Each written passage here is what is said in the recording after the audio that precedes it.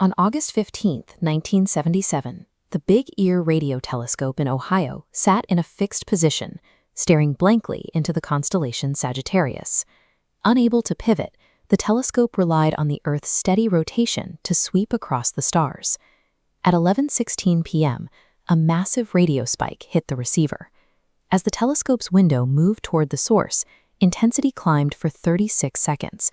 Rotating away, the signal fading out with perfect symmetry. The entire event lasted precisely 72 seconds. This 72-second window is the exact duration it takes for a fixed point in the sky to pass through the Big Ear's field of view. This wasn't a local glitch or a terrestrial broadcast. It was the mathematical profile of a signal originating from deep space. Days later, astronomer Jerry Amon discovered the signal in the telescope's printouts, which logged intensity using alphanumeric characters. In one column, levels spiked to 6 EQ-J5, a massive power surge, 30 times stronger than the surrounding universe. The telescope also recorded the signal's position on the radio dial, exactly 1420 megahertz. This frequency is emitted by neutral hydrogen, the most common element in the cosmos. Astronomers call this the water hole, a quiet universal channel scientists have long agreed would be the most logical frequency for an intelligent civilization transmitting a beacon. Despite the clarity of the recording, the source went dark. In the decades that followed, 50 follow-up searches targeting those exact coordinates found nothing but silence, leaving the 1977 signal cold. Modern time domain astronomy shows us that the sky is far from empty. It is a volatile environment, full of transient flashes and short-lived explosions that appear and vanish in an instant. When investigating these transients, the first suspects are often right here on Earth.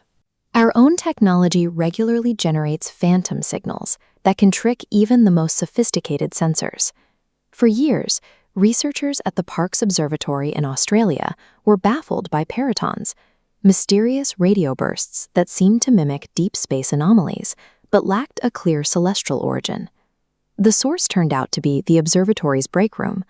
Hungry astronomers were prematurely opening a microwave door while it was still running, releasing a brief, frequency-swept pulse that the telescope was sensitive enough to catch.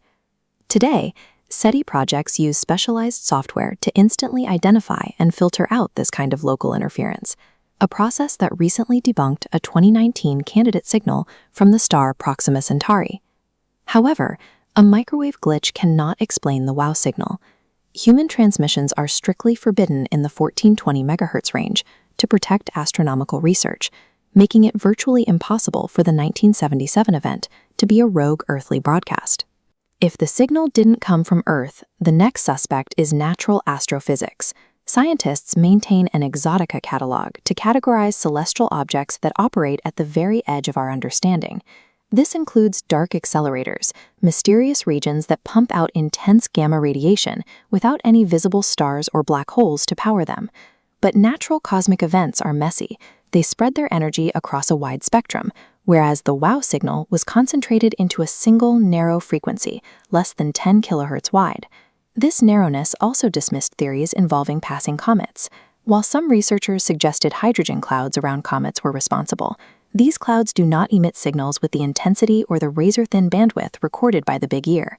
By eliminating human interference and every known type of cosmic explosion, we are left with a signal that remains entirely unique in the history of astronomy. In August 2024, a team of researchers using archived data from the Arecibo Observatory proposed a new mechanism that might explain how a natural event mimics an artificial broadcast. Their theory describes a rare alignment where a sudden, violent surge of radiation from a distant star strikes a cold cloud of hydrogen gas. This creates a cosmic maser. The radiation energizes the hydrogen, forcing the cloud to act like a natural laser that fires a tightly concentrated radio beam across the galaxy. This energized hydrogen theory is the first natural explanation, accounting for both the massive power of the WOW signal and its specific 1420 MHz frequency. But while the theory is sound, a cosmic maser of this type has never actually been observed in the wild. Without a second detection, we cannot be certain this was the cause. The legacy of those 72 seconds is the caution it instilled in the scientific community. It forced us to build more sensitive, global networks, like Breakthrough Listen, to ensure that when the next transient signal arrives, we are ready to analyze it in real time. Whether the 1977 signal was a rare alignment of cosmic gas or a solitary pulse from another world, it proves that even the quietest parts of the sky can suddenly roar. We just have to be listening.